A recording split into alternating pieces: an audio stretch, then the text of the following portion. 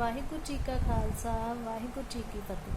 ਸਭ ਤੋਂ ਪਹਿਲਾਂ ਤੇ ਬੱਚਿਓ ਤੁਹਾਨੂੰ +2 ਕਲਾਸ ਵਿੱਚ ਆਉਣ ਤੇ ਲੱਖ ਲੱਖ ਵਧਾਈਆਂ। ਜਿਵੇਂ ਕਿ ਆਪ ਸਾਰੇ ਜਾਣਦੇ ਹੀ ਹੋ ਕਿ ਅੱਜ ਕੱਲ੍ਹ ਜਿਹੜਾ ਵਾ ਕੋਵਿਡ-19 ਦਾ ਬੇਹੱਦ ਕਹਿਰ ਹੈ। ਇਸ ਤਹਿਤ ਕਲਾਸਾਂ ਜਿਹੜੀਆਂ ਉਹ ਸਕੂਲ ਵਿੱਚ ਨਹੀਂ ਲੱਗ ਰਹੀਆਂ।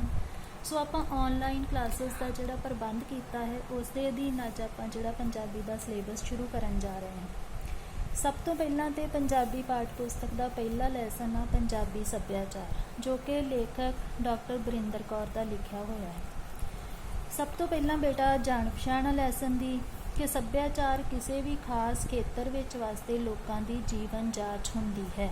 ਜੀਵਨ ਜਾਂਚ ਤੋਂ ਭਾਵ ਕੀ ਆ ਕਿ ਉਸ ਖੇਤਰ ਵਿੱਚ ਵਸਦੇ ਲੋਕਾਂ ਦਾ ਰਹਿਣ ਸਹਿਣ, ਕਿਵੇਂ ਉਹ ਰਹਿੰਦੇ ਆ, ਕਦਰਾਂ ਕੀਮਤਾਂ, ਕੀ ਉਹਨਾਂ ਦੀਆਂ ਨੈਤਿਕ ਕਦਰਾਂ ਕੀਮਤਾਂ ਨੇ, ਉਹਨਾਂ ਦੇ ਵਿਚਾਰ ਕਿਹੋ ਜਿਹੇ ਆ, ਉਹਨਾਂ ਦੇ ਵਿਸ਼ਵਾਸ ਮਨ ਮਨੌਤਾਂ ਕਿਹੜੀਆਂ ਚੀਜ਼ਾਂ ਦੇ ਵਿੱਚ ਉਹ ਵਿਸ਼ਵਾਸ ਕਰਦੇ ਆ, ਉਹਨਾਂ ਦੇ ਰੀਤੀ ਰਿਵਾਜ ਕਿਵੇਂ ਦੇ ਆ, ਖਾਣ ਪੀਣ ਕਿੱਦਾਂ ਦਾ, ਪਹਿਰਾਵਾ ਕਿੱਦਾਂ ਦਾ, ਉਹਨਾਂ ਦੀ ਭਾਸ਼ਾ ਜਾਂ ਬੋਲੀ ਕਿਵੇਂ ਦੀ ਆ, ਤੇ ਉਹ ਲੋਕ ਕਿਹੋ ਜਿਹੇ ਤਿੱਥ ਜਾਂ ਤਿਉਹਾਰ ਮਨਾਉਂਦੇ ਆ। ਇਹਨਾਂ ਸਾਰੀਆਂ ਚੀਜ਼ਾਂ ਤੋਂ ਰਲ ਕੇ ਜਿਹੜਾ ਵਾ ਕਿਸੇ ਵੀ ਸਮਾਜ ਦਾ ਸੱਭਿਆਚਾਰ ਬਣਦਾ ਹੈ। ਜੇਕਰ ਅਸੀਂ ਸੱਭਿਆਚਾਰ ਦੀ ਪ੍ਰਕਿਰਤੀ, ਉਹਦੇ ਸੁਭਾਅ, ਉਹਦੀ ਨੇਚਰ ਦੀ ਗੱਲ ਕਰੀਏ ਤੇ ਇੱਕਦਮ ਜਦੋਂ ਅਸੀਂ ਸੱਭਿਆਚਾਰ ਸ਼ਬਦ ਨੂੰ ਸੁਣਦੇ ਹਾਂ ਜਾਂ ਪੜ੍ਹਦੇ ਹਾਂ ਤਾਂ ਸਾਨੂੰ ਲੱਗਦਾ ਕਿ ਬੇਹੱਦ ਸਿੰਪਲ ਆ, ਬੇਹੱਦ ਸਧਾਰਨ ਸਾਨੂੰ ਨਜ਼ਰ ਆਉਂਦਾ ਹੈ। ਪਰ ਜੇ ਅਸੀਂ ਸੱਭਿਆਚਾਰ ਦਾ ਅਧਿਐਨ ਕਰੀਏ, ਇਹਨੂੰ ਸਟੱਡੀ ਕਰਨ ਤੇ ਪਤਾ ਲੱਗਦਾ ਕਿ ਇਹ ਇੰਨਾ ਵੀ ਸਧਾਰਨ ਨਹੀਂ ਆ ਜਿੰਨਾ ਕਿ ਅਸੀਂ ਇਹਨੂੰ ਸੋਚ ਲੈਂਦੇ ਹਾਂ। ਇਹ ਇੱਕ ਜਟਿਲ ਵਰਤਾਰਾ ਹੈ। ਜਟਿਲ ਦਾ ਮਤਲਬ ਔਖਾ, ਗੁੰਝਲਦਾਰ, ਕੰਪਲੈਕਸ। ਮਤਲਬ ਜਦੋਂ ਅਸੀਂ ਇਹਦੀ ਸਟੱਡੀ ਕਰਦੇ ਹਾਂ ਤੇ ਸੱਭਿਆਚਾਰ ਦੇ ਵਿੱਚ ਬੇਹੱਦ ਚੀਜ਼ਾਂ ਜਿਹੜੀਆਂ ਉਹ ਸ਼ਾਮਿਲ ਹੋ ਜਾਂਦੀਆਂ। ਸੱਭਿਆਚਾਰ ਦੋ ਸ਼ਬਦਾਂ ਦੇ ਮੇਲ ਤੋਂ ਬਣਿਆ, ਸੱਭਿਆ ਅਤੇ ਆਚਾਰ। ਠੀਕ ਹੈ। ਆਚਾਰ ਦਾ ਭਾਵ ਹੁੰਦਾ ਕਿ ਆਚਰਣ, ਚਰਿੱਤਰ, ਤੇ ਸੱਭਿਆ ਦਾ ਅਰਥ ਹੁੰਦਾ ਕਿ ਨਿਯਮਾਂ ਵਿੱਚ ਬੱਝੀ ਹੋਈ ਕੋਈ ਵੀ ਚੀਜ਼। ਸੋ ਜੇ ਹੀ ਸੱਭਿਆਚਾਰ ਦੇ ਸ਼ਾਬਦਿਕ ਅਰਥ ਵੇਖੀਏ ਕਿ ਸੱਭਿਆ ਤੇ ਆਚਾਰ ਨੂੰ ਮਿਲਾ ਕੇ ਕੀ ਅਰਥ ਬਣਦੇ ਆ, ਉਹ ਸਾਡੇ ਕੋਲ ਅਰਥ ਹੁੰਦੇ ਕਿ ਜੀਵਨ ਦਾ ਉਹ ਚਰਿੱਤਰ ਜੋ ਕਿਸੇ ਨਿਯਮਬੱਧਤਾ ਦਾ ਧਾਰਨੀ ਹੋਵੇ। ਭਾਵ ਕਿ ਉਹ ਚਰਿੱਤਰ ਜਿਹੜਾ ਨਿਯਮਾਂ ਅਨੁਸਾਰ ਢਲਿਆ ਹੋਵੇ। ਇਹ ਨਹੀਂ ਕਿ ਜਿਹੜਾ ਨਿਯਮਾਂ ਤੋਂ ਬਗੈਰ ਸਮਾਜ ਵਿੱਚ ਰਹਿ ਰਿਹਾ ਹੋਵੇ ਅਸੀਂ ਇਹਨੂੰ ਸੱਭਿਆਚਾਰ ਕਹਿ ਲਾਂਗੇ। ਉਸ ਤੋਂ ਬਾਅਦ ਆ ਕਿ ਸੱਭਿਆਚਾਰ ਲਈ ਹਿੰਦੀ ਭਾਸ਼ਾ ਵਿੱਚ ਸ਼ਬਦ ਵਰਤਿਆ ਜਾਂਦਾ ਸੰਸਕ੍ਰਿਤੀ। ਠੀਕ ਹੈ। ਤੇ ਅੰਗਰੇਜ਼ੀ ਭਾਸ਼ਾ ਵਿੱਚ ਇਹਦੇ ਵਾਸਤੇ ਸ਼ਬਦ ਵਰਤਿਆ ਜਾਂਦਾ ਕਲਚਰ। ਸੋ ਕੁੱਲ ਮਿਲਾ ਕੇ ਜਿਹੜਾ ਸੱਭਿਆਚਾਰ ਆ ਉਹ ਇੱਕ ਜਟਿਲ ਵਰਤਾਰਾ ਆ। ਵੱਖ-ਵੱਖ ਭਾਸ਼ਾਵਾਂ ਦੇ ਵਿੱਚ ਇਹਦੇ ਵੱਖ-ਵੱਖ ਜਿਹੜੇ ਉਹ ਸ਼ਬਦਾਂ ਦੇ ਅਨੁਸਾਰ ਇਹਨੂੰ ਸੰਬੋਧਨ ਕੀਤਾ ਜਾਂਦਾ। ਹਾਂਜੀ ਬੇਟਾ, ਅਸੀਂ ਵੇਖ ਲਿਆ ਕਿ ਸੱਭਿਆਚਾਰ ਹੁੰਦਾ ਕੀ ਆ, ਸੱਭਿਆਚਾਰ ਕਿੰਨਾ ਦੋ ਸ਼ਬਦਾਂ ਤੋਂ ਬਣਿਆ। ਅੱਗੇ ਹੈਗਾ ਕਿ ਸੱਭਿਆਚਾਰ ਦੀ ਵਰਗ ਵੰਡ ਕਿਵੇਂ ਕੀਤੀ ਜਾ ਸਕਦੀ, ਕਿੰਨੇ ਵਰਗਾਂ 'ਚ ਅਸੀਂ ਕਿੰਨੀਆਂ ਕਿਸਮਾਂ ਨਾਲ ਇਹਨੂੰ ਡਿਸਕ੍ਰਾਈਬ ਜਿਹੜਾ ਉਹ ਕਰ ਸਕਦੇ ਹਾਂ। ਸਭ ਤੋਂ ਪਹਿਲਾਂ ਤਾਂ ਹੈਗਾ ਮੂਲ ਸੱਭਿਆਚਾਰ, ਉਸ ਤੋਂ ਬਾਅਦ ਆ ਉਪ ਸੱਭਿਆਚਾਰ। ਹੁਣ ਵੇਖਦੇ ਕਿ ਮੂਲ ਸੱਭਿਆਚਾਰ ਜਿਹੜਾ ਹੁੰਦਾ ਮੁੱਢਲਾ ਸੱਭਿਆਚਾਰ। ਫੋਰ ਐਗਜ਼ਾਮਪਲ ਕਿ ਭਾਰਤ ਜਿਹੜਾ ਵਾ ਉਹ ਪੂਰੇ ਦੇਸ਼ ਦਾ ਹੀ ਜਿਹੜਾ ਸੱਭਿਆਚਾਰ ਅਸੀਂ ਉਹਨੂੰ ਮੂਲ ਸੱਭਿਆਚਾਰ ਮੰਨਾਂਗੇ। ਠੀਕ ਹੈ। ਕਿੰਨੇ ਉਹਦੇ ਰਾਜ ਆ, ਉਹਨਾਂ ਸਾਰੇ ਰਾਜਾਂ ਦਾ ਆਪੋ ਆਪਣਾ ਵੱਖਰਾ ਸੱਭਿਆਚਾਰ ਨਾ ਕਹਿ ਕੇ ਜੇ ਅਸੀਂ ਪੂਰੇ ਦੇਸ਼ ਦਾ ਸੱਭਿਆਚਾਰ ਕਹਿਣਾ ਹੋਵੇ ਤਾਂ ਉਹ ਸਾਡੇ ਕੋਲ ਆ ਜਾਂਦਾ ਮੂਲ ਸੱਭਿਆਚਾਰ, ਜਿਹਨੂੰ ਅਸੀਂ ਭਾਰਤੀ ਸੱਭਿਆਚਾਰ ਬੋਲਾਂਗੇ। ਉਸ ਤੋਂ ਅੱਗੇ ਆ ਉਪ ਸੱਭਿਆਚਾਰ। ਉਪ ਸੱਭਿਆਚਾਰ ਤੋਂ ਭਾਵ ਹੁੰਦਾ ਕਿ ਕਿਸੇ ਵੀ ਇੱਕ ਦੇਸ਼, ਜਿਵੇਂ ਕਿ ਭਾਰਤ ਹੀ ਆ, ਉਹਦੇ ਅਧੀਨ ਆਉਂਦੇ ਵੱਖ-ਵੱਖ ਰਾਜ ਆ ਜਾਂ ਸਮੂਹ ਆ, ਉਹਨਾਂ ਸਾਰਿਆਂ ਦੇ ਸੱਭਿਆਚਾਰ ਨੂੰ ਹੀ ਉਪ ਸੱਭਿਆਚਾਰ ਵਿੱਚ ਰੱਖਾਂਗੇ। ਉਦਾਹਰਨ ਲਈ ਹੋਰ ਸੌਖੇ ਕਰਕੇ ਅਸੀਂ ਵੇਖਦੇ ਹਾਂ ਕਿ ਪੰਜਾਬ ਦੇ ਵਿੱਚ ਵੱਖ-ਵੱਖ ਰਾਜ ਆ, ਜਿਵੇਂ ਪੰਜਾਬ ਆ, ਗੁਜਰਾਤ ਆ, ਬੰਗਾਲ ਆ, ਬਿਹਾਰ ਆ, ਅਸਾਮ ਆ। ਸੋ ਇਹਨਾਂ ਸਾਰੇ ਰਾਜਾਂ ਦਾ ਫਿਰ ਤੋਂ ਆਪਣਾ ਇੱਕ ਵੱਖਰਾ ਸੱਭਿਆਚਾਰ ਆ, ਜਿਹਨੂੰ ਹੀ ਇਹਨਾਂ ਰਾਜਾਂ ਦਾ ਉਪ ਸੱਭਿਆਚਾਰ ਕਹਾਂਗੇ। ਫਿਰ ਇਹਨਾਂ ਰਾਜਾਂ ਦੇ ਅੱਗੋਂ ਸਬ ਪਾਰਟ ਆ ਜਾਂ ਵੱਖ-ਵੱਖ ਇਲਾਕੇ ਆ, ਫਿਰ ਉਹਨਾਂ ਇਲਾਕਿਆਂ ਦਾ ਆਪੋ ਆਪਣਾ ਜਿਹੜਾ ਵੱਖਰਾ ਸੱਭਿਆਚਾਰ ਆ। ਉਦਾਹਰਨ ਲਈ ਫਿਰ ਆਪਾਂ ਪੰਜਾਬ ਦੀ ਉਦਾਹਰਨ ਲੈਂਦੇ ਹਾਂ ਕਿ ਪੰਜਾਬ ਦਾ ਸੱਭਿਆਚਾਰ ਜਿਹੜਾ ਉਹ ਮੂਲ ਸੱਭਿਆਚਾਰ ਆ। ਪਰ ਜੇ ਇਹਦੇ ਅਧੀਨ ਆਉਂਦੇ ਵੱਖ-ਵੱਖ ਇਲਾਕਿਆਂ ਨੂੰ ਵੇਖੀਏ, ਜਿਵੇਂ ਮਾਝਾ ਆ, ਮਾਲਵਾ ਆ, ਦੁਆਬਾ ਆ, ਪੁਆਧ ਆ, ਪੋਠੋਹਾਰ ਆ, ਇਹਨਾਂ ਇਲਾਕਿਆਂ ਦਾ ਫਿਰ ਤੋਂ ਆਪਣਾ ਇੱਕ ਸੱਭਿਆਚਾਰ ਆ, ਜਿਹਨੂੰ ਅਸੀਂ ਉਪ ਸੱਭਿਆਚਾਰ ਕਹਾਂਗੇ। ਹਾਂਜੀ ਬੇਟਾ, ਵਰਗ ਵੰਡ ਤੋਂ ਬਾਅਦ ਅਸੀਂ ਪੜ੍ਹਦੇ ਹਾਂ ਕਿ ਜਿਹੜਾ ਭਾਰਤੀ ਸੱਭਿਆਚਾਰ ਜਾਂ ਪੰਜਾਬੀ ਸੱਭਿਆਚਾਰ ਆ ਉਹਦਾ ਇਤਿਹਾਸਿਕ ਪਿਛੋਕੜ ਕੀ ਹੈ, ਮਤਲਬ ਕਿੰਨਾ ਪੜਾਵਾਂ ਵਿੱਚੋਂ ਲੰਘ ਕੇ ਜਿਹੜਾ ਉਹ ਹੁਣ ਤੱਕ ਪਹੁੰਚਿਆ। ਸਭ ਤੋਂ ਪਹਿਲਾਂ ਹੀ ਵੇਖਦੇ ਹਾਂ ਕਿ ਪੰਜਾਬੀ ਸੱਭਿਆਚਾਰ ਦੀ ਜਿਹੜੀ ਮੁੱਖ ਧਾਰਾ ਆ ਉਹ ਆਰੀਆ ਜਾਤੀ ਦੇ ਇਤਿਹਾਸ ਨਾਲ ਜੁੜੀ ਹੋਈ ਆ। ਭਾਵ ਕਿ ਪੰਜਾਬੀ ਸੱਭਿਆਚਾਰ ਸ਼ੁਰੂ ਹੀ ਆਰੀਆ ਜਾਤੀ ਦੇ ਪੰਜਾਬ ਦੇ ਵਿੱਚ ਜਿਹੜਾ ਵਾ ਦਾਖਲ ਹੋਣ ਨਾਲ ਹੋਇਆ। ਆਰੀਆ ਜਾਤੀ ਦੇ ਸੱਭਿਆਚਾਰ ਨੂੰ ਵੈਦਿਕ ਸੱਭਿਆਚਾਰ ਵੀ ਕਿਹਾ ਜਾਂਦਾ, ਭਾਵ ਕਿ ਆਰੀਆ ਜਾਤੀ ਦਾ ਸੰਬੰਧ ਵੈਦਿਕ ਸੱਭਿਅਤਾ ਨਾਲ। ਸੱਭਿਆਚਾਰ ਦਾ ਮਹਾਨ ਗ੍ਰੰਥ ਰਿਗਵੇਦ। ਰਿਗਵੇਦ ਇਹੋ ਜਿਹਾ ਗ੍ਰੰਥ ਆ ਜਿਹਨੂੰ ਅਸੀਂ ਵੈਦਿਕ ਸੱਭਿਆਚਾਰ ਦਾ ਮੁੱਖ ਗ੍ਰੰਥ ਮੰਨਦੇ ਹਾਂ।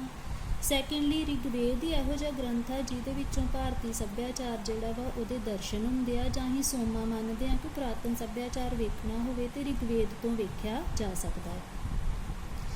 ਇਹ ਜਿਹੜਾ ਗ੍ਰੰਥ ਰਿਗਵੇਦ ਹੀਗਾ ਇਹ ਵੀ ਪੰਜਾਬ ਦੇ ਦਰਿਆਵਾਂ ਦੇ ਕੰਢਿਆਂ ਤੇ ਹੀ ਰਚਿਆ ਗਿਆ। ਇਸ ਲਈ ਪੰਜਾਬੀ ਸੱਭਿਆਚਾਰ ਨੂੰ ਭਾਰਤੀ ਸੱਭਿਆਚਾਰ ਦਾ ਪਹਿਲਾ ਪੜਾਅ ਮੰਨਿਆ ਜਾਂਦਾ। ਮੰਨਿਆ ਜਾਂਦਾ ਕਿ ਭਾਰਤੀ ਸੱਭਿਆਚਾਰ ਦੀ ਸ਼ੁਰੂਆਤ ਪੰਜਾਬ ਤੋਂ ਹੀ ਹੋਈ ਆ, ਪੰਜਾਬੀ ਸੱਭਿਆਚਾਰ ਹੀ ਇਹਦਾ ਧੁਰਾ ਹੈ। ਉਸ ਤੋਂ ਬਾਅਦ ਪੰਜਾਬ ਨੂੰ ਹਿੰਦੁਸਤਾਨ ਦਾ ਪ੍ਰਵੇਸ਼ ਦੁਆਰ ਵੀ ਕਿਹਾ ਜਾਂਦਾ ਹੈ। ਪ੍ਰਵੇਸ਼ ਦੁਆਰ ਦਾ ਮਤਲਬ ਕਿ ਐਂਟਰੀ ਗੇਟ, ਜਿਹਦੇ ਰਾਹੀਂ ਬਾਹਰੀ ਹਮਲਾਵਰ, ਤਾੜਵੀ, ਯੋਧੇ ਜੋ ਵੀ ਸੀਗੇ ਜਿਨ੍ਹਾਂ ਨੇ ਵੀ ਭਾਰਤ ਦੇ ਉੱਤੇ ਜਿਹੜਾ ਹੈਗਾ ਆਪਣਾ ਕਬਜ਼ਾ ਕਰਨਾ ਹੈਗਾ, ਉਹ ਸਾਰੇ ਦੇ ਸਾਰੇ ਪੰਜਾਬ ਦੇ ਰਸਤੇ ਥਾਣੀ ਹੀ ਭਾਰਤ ਦੇ ਵਿੱਚ ਜਿਹੜਾ ਉਹ ਐਂਟਰ ਹੋਏ ਆ। ਇਸ ਕਰਕੇ ਪੰਜਾਬ ਨੂੰ ਹਿੰਦੁਸਤਾਨ ਦਾ ਪ੍ਰਵੇਸ਼ ਦੁਆਰ ਕਿਹਾ ਜਾਂਦਾ। ਹਿੰਦੁਸਤਾਨ ਦੇ ਨਾਮਕਰਨ ਵਿੱਚ ਵੀ ਇਸ ਦੀ ਭਾਵ ਕਿ ਪੰਜਾਬ ਦੀ ਭੂਮਿਕਾ ਜਿਹੜੀ ਉਹ ਰਹੀ ਹੈ। ਰਿਗਵੈਦਿਕ ਕਾਲ ਵਿੱਚ ਪੰਜਾਬ 7 ਦਰਿਆਵਾਂ ਦੀ ਧਰਤੀ ਹੈ। ਰਿਗਵੈਦਿਕ ਪੀਰੀਅਡ ਉਹਨੂੰ ਕਿਹਾ ਜਾਂਦਾ ਆ ਜਦੋਂ ਆਰੀਆ ਲੋਕ ਭਾਰਤ ਵਿੱਚ ਆਏ। ਉਹਨਾਂ ਨੇ ਰਿਗਵੇਦ ਦੀ ਰਚਨਾ ਕੀਤੀ ਤੇ ਰਿਗਵੇਦ ਦੀ ਰਚਨਾ ਤੋਂ ਹੀ ਉਸ ਸਮੇਂ ਦਾ ਨਾਂ ਜਿਹੜਾ ਰਿਗਵੈਦਿਕ ਕਾਲ ਪਿਆ। ਉਸ ਸਮੇਂ ਪੰਜਾਬ ਦੀਆਂ ਹੱਦਾਂ ਜਿਹੜੀਆਂ ਬੇਹੱਦ ਵਿਸ਼ਾਲ ਸੀ, 7 ਦਰਿਆ ਵਗਦੇ ਹੀ, ਇਸ ਕਰਕੇ ਇਹਨੂੰ ਸਪਤ ਸਿੰਧੂ ਦੇ ਨਾਂ ਨਾਲ ਜਾਣਿਆ ਜਾਂਦਾ ਹੈ। ਭਾਵ ਕਿ ਪੰਜਾਬ ਦਾ ਨਾਂ ਕੀ ਸੀ ਉਸ ਸਮੇਂ? ਸਪਤ ਸਿੰਧੂ। ਸਪਤ ਮੀਨਸ 7, ਸਿੰਧੂ ਮੀਨਸ ਦਰਿਆ। ਉਸ ਤੋਂ ਬਾਅਦ ਹਿੰਦੂਇਜ਼ਮ ਆਇਆ। ਮਹਾਭਾਰਤ ਕਾਲ ਦੇ ਵਿੱਚ ਪੰਜਾਬ ਵਿੱਚ 5 ਦਰਿਆ ਰਹਿ ਗਏ। ਠੀਕ ਆ, 7 ਤੋਂ ਪੰਜਾਬ ਜਿਹੜਾ ਦਰਿਆ ਸੀਗੇ ਉਹ 5 ਰਹਿ ਗਏ। ਹੱਦਾਂ ਥੋੜ੍ਹੀਆਂ ਜਿਹੜੀਆਂ ਉਹ ਸੁੰਗੜ ਗਈਆਂ। ਫਿਰ ਮਹਾਭਾਰਤ ਪੀਰੀਅਡ ਦੇ ਵਿੱਚ ਇਹਨੂੰ ਜਿਹੜਾ ਪੰਚਨਦ ਦਾ ਨਾਂ ਦਿੱਤਾ ਗਿਆ, ਜੋ ਕਿ ਸੰਸਕ੍ਰਿਤ ਭਾਸ਼ਾ ਦਾ ਸ਼ਬਦ ਹੈ। ਨੈਕਸਟ ਮੁਸਲਮਾਨ ਪੰਜਾਬ ਦੇ ਵਿੱਚ ਆਏ। ਹੁਣ ਪੰਜਾਬ ਦੇ ਵਿੱਚ ਮੁਸਲਮਾਨਾਂ ਦੇ ਵਸਣ ਦੇ ਨਾਲ ਉਹਨਾਂ ਦੀ ਭਾਸ਼ਾ ਵੀ ਜਿਹੜੀ ਉਹ ਪੰਜਾਬ 'ਚ ਆਈ। ਸੋ ਪੰਚਨਦ ਨੂੰ ਉਹਨਾਂ ਨੇ ਆਪਣੀ ਭਾਸ਼ਾ ਫਾਰਸੀ ਦੇ ਵਿੱਚ ਪੰਜ ਆਬ ਨਾਂ ਦਿੱਤਾ, ਜੋ ਕਿ ਮੌਜੂਦਾ ਸਮੇਂ ਪੰਜਾਬ ਜਿਹੜਾ ਉਹ ਪੈ ਗਿਆ। ਹੁਣ ਆਪਾਂ ਵੇਖਦੇ ਹਾਂ ਕਿ ਅਸੀਂ ਪੰਜਾਬੀ ਸੱਭਿਆਚਾਰ ਨੂੰ ਹੀ ਭਾਰਤੀ ਸੱਭਿਆਚਾਰ ਦਾ ਮੂਲ ਧੁਰਾ ਜਿਹੜਾ ਉਹ ਕਿਉਂ ਮੰਨਦੇ ਹਾਂ, ਮੰਨਣ ਦੇ ਕਾਰਨ ਕੀ ਹੈ। ਸਭ ਤੋਂ ਪਹਿਲਾਂ ਤੇ ਭਾਰਤੀ ਸੱਭਿਆਚਾਰ ਦਾ ਪੰਜਾਬੀ ਸੱਭਿਆਚਾਰ ਨੂੰ ਧੁਰਾ ਮੰਨਣ ਦਾ ਕਾਰਨ ਇਹ ਆ ਕਿ ਜਿੰਨੀਆਂ ਵੀ ਭਾਰਤੀ ਸੱਭਿਆਚਾਰ ਦੇ ਵਿੱਚ ਪ੍ਰਮੁੱਖ ਘਟਨਾਵਾਂ ਘਟੀਆਂ, ਉਹ ਸਾਰੀਆਂ ਦੀਆਂ ਸਾਰੀਆਂ ਘਟਨਾਵਾਂ ਜਿਹੜੀਆਂ ਪੰਜਾਬ ਵਿੱਚ ਵਾਪਰੀਆਂ। ਠੀਕ ਆ। ਸੈਕੰਡਲੀ, ਪਾਣਨੀ ਨਾਂ ਦਾ ਇੱਕ ਵਿਦਵਾਨ ਹੋਇਆ ਆ। ਉਹਨੇ ਸੰਸਕ੍ਰਿਤ ਭਾਸ਼ਾ ਦੇ ਵਿੱਚ ਇੱਕ ਵਿਆਕਰਨ ਗ੍ਰੰਥ ਦੀ ਰਚਨਾ ਕੀਤੀ, ਜਿਹੜਾ ਸਭ ਤੋਂ ਪਹਿਲਾ ਵਿਆਕਰਨ ਦਾ ਗ੍ਰੰਥ ਮੰਨਿਆ ਜਾਂਦਾ ਹੈ। ਉਸ ਗ੍ਰੰਥ ਦੀ ਰਚਨਾ ਵੀ ਪੰਜਾਬ ਦੇ ਵਿੱਚ ਹੀ ਕੀਤੀ ਗਈ। ਫਿਰ ਅੱਗੋਂ ਜੇ ਆਪਾਂ ਵੇਖੀਏ ਕਿ ਸਭ ਤੋਂ ਪਹਿਲਾਂ ਜਿਹੜਾ ਵਿਸ਼ਵ ਵਿਦਿਆਲਿਆ ਸਥਾਪਿਤ ਹੋਇਆ, ਇਹ ਵਿਸ਼ਵ ਵਿਦਿਆਲੇ ਦਾ ਨਾਂ ਆ ਤਕਸ਼ਿਲਾ। ਤਕਸ਼ਿਲਾ ਨਾਂ ਦਾ ਵਿਸ਼ਵ ਵਿਦਿਆਲਿਆ ਨੂੰ ਕਿਹਾ ਜਾਂਦਾ ਯੂਨੀਵਰਸਿਟੀ। ਸੋ ਸਭ ਤੋਂ ਪਹਿਲੀ ਜਿਹੜੀ ਯੂਨੀਵਰਸਿਟੀ ਸੀਗੀ ਉਹਦੀ ਸਥਾਪਨਾ ਵੀ ਪੰਜਾਬ ਦੇ ਵਿੱਚ ਹੀ ਹੋਈ। ਨੈਕਸਟ, ਗੁਰੂ ਗ੍ਰੰਥ ਸਾਹਿਬ ਜੀ ਤੇ ਭਗਵਤ ਗੀਤਾ, ਇਹਨਾਂ 2 ਮਹਾਨ ਗ੍ਰੰਥਾਂ ਦੀ ਰਚਨਾ ਵੀ ਪੰਜਾਬ ਦੀ ਧਰਤੀ 'ਤੇ ਹੀ ਹੋਈ। ਇੱਥੇ ਜ਼ਿਕਰਯੋਗ ਹੈ ਕਿ ਉਸ ਸਮੇਂ ਦੇ ਪੰਜਾਬ ਦੀਆਂ ਹੱਦਾਂ ਮੌਜੂਦਾ ਰਾਜਨੀਤਿਕ ਪੰਜਾਬ ਤੋਂ ਕਿਤੇ ਵੱਧ ਜਾਂ ਵਿਸ਼ਾਲ ਸਨ। ਭਾਵ ਕਿ ਜਿੰਨਾ ਪੰਜਾਬ ਸਾਨੂੰ ਇਸ ਸਮੇਂ ਦਿਖਾਈ ਦਿੰਦਾ ਆ, ਇਹ ਹੱਦਾਂ ਇੰਨੀਆਂ ਹੀ ਨਹੀਂ, ਇੰਨਾ ਹੀ ਸੀਮਤ ਪੰਜਾਬ ਰਾਜ ਨਹੀਂ ਸੀ। ਉਸ ਸਮੇਂ ਪੰਜਾਬ ਇਸ ਤੋਂ ਕਿਤੇ ਵੱਧ ਵਿਸ਼ਾਲ ਸੀ। ਫਿਰ ਇਹਦਾ ਆਉਂਦਾ ਦੂਸਰਾ ਪੜਾਅ। ਦੂਸਰੇ ਪੜਾਅ ਦੇ ਵਿੱਚ ਕੀ ਹੁੰਦਾ ਕਿ ਮੱਧ ਕਾਲ ਦੇ ਵਿੱਚ, ਮਤਲਬ ਮਿਡੀਵਲ ਪੀਰੀਅਡ ਜਦੋਂ ਸ਼ੁਰੂ ਹੋ ਜਾਂਦਾ, ਉਦੋਂ ਪੰਜਾਬ ਇਸਲਾਮ ਧਰਮ ਅਤੇ ਸੰਸਕ੍ਰਿਤੀ ਦਾ ਬਹੁਤ ਵੱਡਾ ਕੇਂਦਰ ਬਣ ਜਾਂਦਾ। ਸੂਫੀ, ਪੀਰ, ਫਕੀਰ, ਇਹਨਾਂ ਨੇ ਪੰਜਾਬੀ, ਭਾਰਤੀ ਅਤੇ ਇਸਲਾਮੀ ਸੱਭਿਆਚਾਰ ਦੇ ਸੁਮੇਲ ਨੂੰ ਸਥਾਪਿਤ ਕਰਨ ਦੀ ਕੋਸ਼ਿਸ਼ ਕੀਤੀ। ਉਸ ਤੋਂ ਬਾਅਦ ਗੁਰੂ ਸਾਹਿਬਾਨ ਨੇ ਵੀ ਆਪਣੀ ਸੋਚ ਅਤੇ ਜਿਹੜਾ ਹੈਗਾ ਨਰੋਈ ਸੋਚ ਅਤੇ ਮਾਨਵਵਾਦੀ ਸੋਚ ਦੇ ਨਾਲ ਸਿੱਖ ਧਰਮ ਅਤੇ ਫਲਸਫੇ ਦਾ ਮੁੱਢ ਬੰਨ੍ਹਿਆ। ਇਹੋ ਹੀ ਸਿੱਖ ਧਰਮ ਦਾ ਫਲਸਫਾ ਜਿਹੜਾ ਹੈਗਾ ਇਸ ਸਮੇਂ ਦੇ ਪੰਜਾਬੀ ਸੱਭਿਆਚਾਰ ਦਾ ਮੂਲ ਧੁਰਾ ਬਣਿਆ। ਭਾਵ ਕਿ ਜੇ ਅਸੀਂ ਪੰਜਾਬੀ ਸੱਭਿਆਚਾਰ ਦੇ ਦਰਸ਼ਨ ਕਰਨੇ ਹੋਣ ਤਾਂ ਗੁਰੂ ਗ੍ਰੰਥ ਸਾਹਿਬ ਵਿੱਚੋਂ ਕਰ ਸਕਦੇ। ਆਪਣੇ ਇਤਿਹਾਸਿਕ ਸਫ਼ਰ 'ਚੋਂ ਲੰਘਦੇ ਹਾਂ, ਭਾਵ ਕਿ ਜੋ ਵੀ ਅਸੀਂ ਪੜ੍ਹਿਆ ਨਾ ਕਿ ਕੀ ਇਹਦੇ ਇਤਿਹਾਸਿਕ ਸਫ਼ਰ ਹੀਗਾ, ਕਿੰਨੇ ਦਰਿਆ ਹੀ, ਕਿੰਨੇ ਰਹਿ ਗਏ। ਹੁਣ ਆਪਾਂ ਕਨਕਲੂਡ ਕਰਦੇ ਹਾਂ ਕਿ ਪੰਜਾਬ ਮੌਜੂਦਾ ਸਮੇਂ ਕਿਵੇਂ ਦਾ ਰਹਿ ਗਿਆ। ਸੋ ਪੰਜਾਬ 7 ਦਰਿਆਵਾਂ ਤੋਂ ਘੱਟ ਕੇ 5 ਦਰਿਆਵਾਂ ਤੱਕ ਸਿਮਟ ਗਿਆ। ਠੀਕ ਹੈ। ਉਸ ਤੋਂ ਬਾਅਦ 1947 ਦੀ ਵੰਡ ਹੋਈ। 1947 ਦੀ ਦੇਸ਼ ਦੀ ਵੰਡ ਪਿੱਛੋਂ ਪਾਕਿਸਤਾਨ ਜਿਹੜਾ ਉਹ ਵੱਖਰਾ ਹੋ ਗਿਆ ਅਤੇ ਪੰਜਾਬ ਦੇ ਵਿੱਚ ਜਿਹੜੇ 5 ਦਰਿਆ ਸੀਗੇ ਉਹ ਸਿਮਟ ਕੇ 2.5 ਦਰਿਆ ਰਹਿ ਗਏ। ਬਿਆਸ, ਸਤਲੁਜ ਅਤੇ ਅੱਧਾ ਰਾਵੀ ਸਾਡੇ ਕੋਲ ਰਹਿ ਗਿਆ ਅਤੇ ਅੱਧਾ ਰਾਵੀ ਜਿਹੜਾ ਹੈਗਾ ਉਹ ਪਾਕਿਸਤਾਨ ਵੱਲ ਚਲਾ ਗਿਆ। ਫਿਰ ਤੋਂ 1 ਨਵੰਬਰ 1966 ਵਿੱਚ ਭਾਸ਼ਾ ਦੇ ਆਧਾਰ 'ਤੇ ਪੰਜਾਬ ਦੀ ਵੰਡ ਹੋਈ। ਹੁਣ ਇਸ ਸਮੇਂ ਹਰਿਆਣਾ ਅਤੇ ਹਿਮਾਚਲ ਭਾਸ਼ਾ ਦੇ ਆਧਾਰ ਦੇ ਉੱਤੇ ਜਿਹੜੇ ਹੈਗੇ 2 ਵੱਖਰੇ ਰਾਜ ਬਣ ਗਏ ਅਤੇ ਪੰਜਾਬ ਇੱਕ ਛੋਟਾ ਜਿਹਾ ਸੂਬਾ ਬਣ ਕੇ ਰਹਿ ਗਿਆ। ਹਾਂਜੀ ਰਾਜੇ, ਹੁਣ ਆਪਾਂ ਸਾਰਾ ਪੜ੍ਹਨ ਤੋਂ ਬਾਅਦ ਕੀ ਵੇਖਦੇ ਹਾਂ ਕਿ ਇਹਨਾਂ ਸਾਰੀਆਂ ਚੀਜ਼ਾਂ ਤੋਂ ਸਾਨੂੰ ਉੱਭਰ ਕੇ ਸਾਹਮਣੇ ਕੀ ਆਉਂਦਾ ਕਿ ਜਿਹੜੇ ਪੰਜਾਬੀ ਸੱਭਿਆਚਾਰ ਆ ਉਹਦੇ ਮੁੱਖ ਲੱਛਣ ਕੀ ਆ, ਫੀਚਰ ਕੀ ਆ, ਵਿਸ਼ੇਸ਼ਤਾਵਾਂ ਕੀ ਆ। ਸਭ ਤੋਂ ਪਹਿਲਾਂ ਤਾਂ ਅਸੀਂ ਇਹ ਵੇਖਾਂਗੇ ਕਿ ਪੰਜਾਬ ਭਾਰਤ ਦਾ ਪ੍ਰਵੇਸ਼ ਦੁਆਰ ਰਿਹਾ ਹੀ। ਪੰਜਾਬ ਦੇ ਲੋਕਾਂ ਨੂੰ ਜਿਹੜਾ ਸੀਗਾ ਬਹੁਤ ਸਾਰੇ ਧਾੜਵੀਆਂ ਜਾਂ ਹਮਲਾਵਰਾਂ ਦਾ ਸਮੇਂ-ਸਮੇਂ 'ਤੇ ਸਾਹਮਣਾ ਕਰਨਾ ਪੈਂਦਾ ਰਿਹਾ। ਇਸ ਕਰਕੇ ਪੰਜਾਬੀ ਜਿਹੜੇ ਸੀਗੇ ਉਹ ਬੇਹੱਦ ਬਹਾਦਰ ਅਤੇ ਸੂਰਮੇ ਬਣ ਗਏ। ਇਸ ਕਰਕੇ ਪਹਿਲਾ ਪੰਜਾਬੀ ਸੱਭਿਆਚਾਰ ਦਾ ਲੱਛਣ ਕੀ ਆ? ਸੂਰਮਿਆਂ ਦੀ ਕੌਮ ਜਾਂ ਬਹਾਦਰ ਲੋਕ। ਹੁਣ ਜੇ ਕੋਈ ਸੂਰਮਿਆਂ ਦੀ ਕੌਮ ਆ, ਬਹਾਦਰ ਆ, ਅਤੇ ਕੁਦਰਤੀ ਗੱਲ ਆ ਕਿ ਉਹਨਾਂ ਵਿੱਚ ਕੁਰਬਾਨੀ ਦਾ ਜਜ਼ਬਾ ਵੀ ਕੁੱਟ-ਕੁੱਟ ਕੇ ਭਰਿਆ ਹੋਊਗਾ। ਸੋ ਪੰਜਾਬੀ ਲੋਕ ਜਿਹੜਾ ਆਪਣੇ ਦੇਸ਼ ਲਈ, ਆਪਣੀ ਕੌਮ ਲਈ, ਧਰਮ ਲਈ ਜਾਨ ਵਾਰਨ ਤੋਂ ਪਿੱਛੇ ਨਹੀਂ ਹਟਦੇ। ਇਹਨਾਂ ਵਿੱਚ ਕੁਰਬਾਨੀ ਦਾ ਜਜ਼ਬਾ ਵੀ ਕੁੱਟ-ਕੁੱਟ ਕੇ ਭਰਿਆ ਹੈ। ਇਹ ਉਹਨਾਂ ਦਾ ਦੂਸਰਾ ਮੇਨ ਲੱਛਣ ਹੈ। ਤੀਸਰਾ ਇਹ ਆ ਕਿ ਪੰਜਾਬੀ ਲੋਕ ਅਣਖੀਲੇ ਆ, ਕਿਸੇ ਦੇ ਵੀ ਅੱਗੇ ਜਿਹੜਾ ਇਹ ਝੁਕਦੇ ਨਹੀਂ ਆ, ਫਿਰ ਇਹ ਭੀਖ ਨਹੀਂ ਮੰਗਦੇ, ਸਗੋਂ ਆਪਣੇ ਹੱਕ ਦੀ, ਸੱਚ ਦੀ ਕਮਾਈ ਕਰਨ ਦੇ ਵਿੱਚ ਜਿਹੜਾ ਉਹ ਵਿਸ਼ਵਾਸ ਰੱਖਦੇ ਆ। ਕਿਸੇ ਦੇ ਵੀ ਗੁਲਾਮ ਹੋ ਕੇ ਜੀਣ ਨਾਲੋਂ ਮੌਤ ਨੂੰ ਤਰਜੀਹ ਦੇਣ ਵਾਲੇ ਆ। ਇਹ ਵੀ ਇਹਨਾਂ ਦਾ ਇੱਕ ਖਾਸ ਫੀਚਰ ਆ। ਉਸ ਤੋਂ ਬਾਅਦ ਆਖਰੀ ਲੱਛਣ 'ਤੇ ਆਉਂਦੇ ਸੀ ਕਿ ਮਿੱਸਾਪਨ। ਹੁਣ ਮਿੱਸਾਪਨ ਕੀ ਆ ਕਿ ਮਿੱਸੇਪਨ ਦਾ ਅਰਥ ਹੁੰਦਾ ਦਰੁਸਤ ਹਾਜ਼ਮੇ ਵਾਲਾ, ਕਿ ਉਹ ਚੀਜ਼ ਜਿਹੜੀ ਅਸੀਂ ਛੇਤੀ ਜਜ਼ਬ ਕਰ ਜਾਈਏ, ਹਜ਼ਮ ਕਰ ਜਾਈਏ ਅਤੇ ਸਾਨੂੰ ਉਹਦੇ ਨਾਲ ਕੋਈ ਕਿਸੇ ਕਿਸਮ ਦੀ ਪ੍ਰੋਬਲਮ ਜਿਹੜੀ ਉਹ ਨਾ ਹੋਵੇ। ਪੰਜਾਬੀਆਂ ਨੂੰ ਕਿਉਂ ਕਿਹਾ ਜਾਂਦਾ ਕਿ ਇਹਨਾਂ ਦਾ ਸੁਭਾਅ ਜਿਹੜਾ ਉਹ ਮਿੱਸੇਪਨ ਵਾਲਾ? ਕਿਉਂਕਿ ਪੰਜਾਬ ਦੇ ਵਿੱਚ ਆਪਾਂ ਵੇਖਿਆ ਕਿ ਸਭ ਤੋਂ ਪਹਿਲਾਂ ਆਰੀਆ ਲੋਕ ਆਏ। ਆਰੀਆ ਲੋਕਾਂ ਦਾ ਸੱਭਿਆਚਾਰ ਵੀ ਪੰਜਾਬੀਆਂ ਨੇ ਅਪਣਾਇਆ। ਉਸ ਤੋਂ ਬਾਅਦ ਹਿੰਦੂ ਆਏ, ਹਿੰਦੂਆਂ ਦਾ ਸੱਭਿਆਚਾਰ ਵੀ ਅਪਣਾਇਆ। ਮੁਸਲਮਾਨ ਆਏ, ਉਹਨਾਂ ਦਾ ਸੱਭਿਆਚਾਰ ਵੀ ਅਪਣਾਇਆ। ਉਸ ਤੋਂ ਬਾਅਦ ਅਖੀਰ 'ਤੇ ਅੰਗਰੇਜ਼ ਵੀ ਆਏ ਅਤੇ ਅੰਗਰੇਜ਼ਾਂ ਦਾ ਤਾਂ ਬਹੁਤ ਕੁਛ ਅਸੀਂ ਜਿਹੜਾ ਅਪਣਾ ਲਿਆ। ਇਸ ਕਰਕੇ ਕਿਹਾ ਜਾਂਦਾ ਕਿ ਪੰਜਾਬੀਆਂ ਦਾ ਸੁਭਾਅ ਜਿਹੜਾ ਉਹ ਮਿੱਸੇਪਨ ਵਾਲਾ ਆ। ਹਰ ਚੀਜ਼ ਨੂੰ ਆਪਣੇ ਅੰਦਰ ਜਿਹੜਾ ਜਜ਼ਬ ਕਰਨ ਦੀ ਸ਼ਕਤੀ ਇਹਨਾਂ ਵਿੱਚ ਮੌਜੂਦ ਹੈ।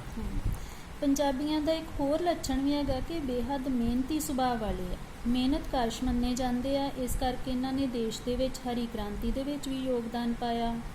ਪਰ ਮੌਜੂਦਾ ਸਮੇਂ ਪੰਜਾਬ ਦੀ ਸਥਿਤੀ ਕੀ ਆ ਕਿ ਇੰਨੇ ਮਿਹਨਤੀ ਹੋਣ ਦੇ ਬਾਵਜੂਦ ਵੀ ਇਹ ਜਿਹੜਾ ਵਾ ਵਿਦੇਸ਼ਾਂ ਵਿੱਚ ਵਸਣ ਵੱਲ ਇਹਨਾਂ ਦਾ ਰੁਝਾਨ ਵੱਧ ਗਿਆ ਹੈ। ਇਹਦੇ ਪਿੱਛੇ ਕਾਰਨ ਕੀ ਆ ਕਿ ਪੰਜਾਬ ਦੇ ਵਿੱਚ ਆਪਣੇ ਜਿਹੜੇ ਕੁਦਰਤੀ ਸਰੋਤ ਆ ਜਾਂ ਖੇਤੀਬਾੜੀ ਦੇ ਜਿਹੜੇ ਸਾਧਨ ਆ ਉਹ ਘੱਟ ਗਏ ਆ। ਰਾਜਨੀਤਿਕ ਕਾਰਨ ਵੀ ਆ ਕਿ ਸਰਕਾਰਾਂ ਜਿਹੜੀਆਂ ਬਹੁਤੀਆਂ ਸੁਹਿਰਦ ਨਹੀਂ ਆ, ਨੌਕਰੀਆਂ ਜਾਂ ਰੁਜ਼ਗਾਰ ਦੀ ਬਹੁਤੀ ਵਿਵਸਥਾ ਨਹੀਂ ਆ। ਇਸ ਕਰਕੇ ਬਿਹਤਰ ਅਤੇ ਖੁਸ਼ਹਾਲ ਜੀਵਨ ਜੀਣ ਵਾਸਤੇ ਪੰਜਾਬ ਦੇ ਜਿਹੜੇ ਨੌਜਵਾਨ ਉਹ ਪੜ੍ਹ ਲਿਖ ਕੇ ਬਾਹਰਲੇ ਮੁਲਕਾਂ ਵਿੱਚ ਜਾ ਕੇ ਵਸਣ ਦੀ ਉਹਨਾਂ ਵਿੱਚ ਰੁਚੀ ਜਿਹੜੀ ਉਹ ਪੈਦਾ ਹੋ ਚੁੱਕੀ।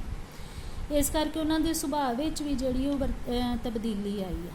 ਸੁਭਾਅ 'ਚ ਤਬਦੀਲੀ ਤੋਂ ਭਾਵ ਕਿ ਜਿੰਨਾ ਹੀ ਮਿਲਣਸਾਰ ਇਹਨਾਂ ਨੂੰ ਪਹਿਲਾਂ ਸੋਚਦੇ ਸੀ, ਉਸ ਹੱਦ ਤੱਕ ਹੋ ਸਕਦਾ ਕਿ ਮੌਜੂਦਾ ਪੰਜਾਬੀ ਜਿਹੜੇ ਉਹ ਬਹੁਤੇ ਮਿਲਣਸਾਰ ਜਾਂ ਖੁੱਲ੍ਹ ਦਿਲੇ ਨਹੀਂ ਰਹਿ ਗਏ, ਜਿਨ੍ਹਾਂ ਪਿੱਛੇ ਉਪਰੋਕਤ ਸਾਰੇ ਕਾਰਨ ਜਿਹੜੇ ਉਹ ਜ਼ਿੰਮੇਵਾਰ ਹੈ।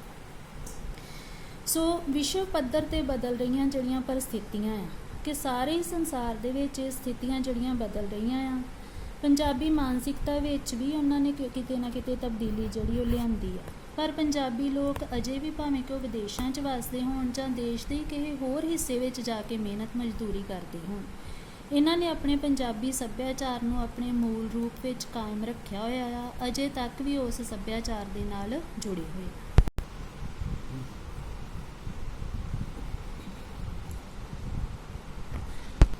ਸੋ ਬੇਟਾ, ਇਹ ਸੀਗਾ ਸਾਡਾ ਪਹਿਲਾ ਲੈਸਨ ਪੰਜਾਬੀ ਸੱਭਿਆਚਾਰ ਦੀ ਜਾਣ ਪਛਾਣ। ਆਸ ਹੈ ਕਿ ਤੁਹਾਨੂੰ ਸਾਰਿਆਂ ਨੂੰ ਚੰਗੇ ਤਰੀਕੇ ਨਾਲ ਜੇ ਤੁਸੀਂ ਸੁਣਿਆ ਹੋਊਗਾ ਤਾਂ ਸਮਝ ਆਈ ਹੋਊਗੀ। ਸੋ ਸਾਰੇ ਬੱਚਿਆਂ ਨੇ ਇਸ ਲੈਸਨ ਨੂੰ ਚੰਗੇ ਤਰੀਕੇ ਨਾਲ ਸੁਣਨਾ ਆ, ਪੜ੍ਹਨਾ ਆ, ਠੀਕ ਆ। ਸੋ ਵਧੀਆ ਤਰੀਕੇ ਨਾਲ ਕੰਮ ਕਰਨਾ। ਕਿਸੇ ਕਿਸਮ ਦੀ ਕੋਈ ਨਾ ਸਮਝ ਆਉਂਦੀ ਹੋਵੇ ਤਾਂ ਜਦੋਂ ਮਰਜ਼ੀ ਪੁੱਛ ਲੈਣਾ। ਥੈਂਕ ਯੂ ਬੇਟਾ।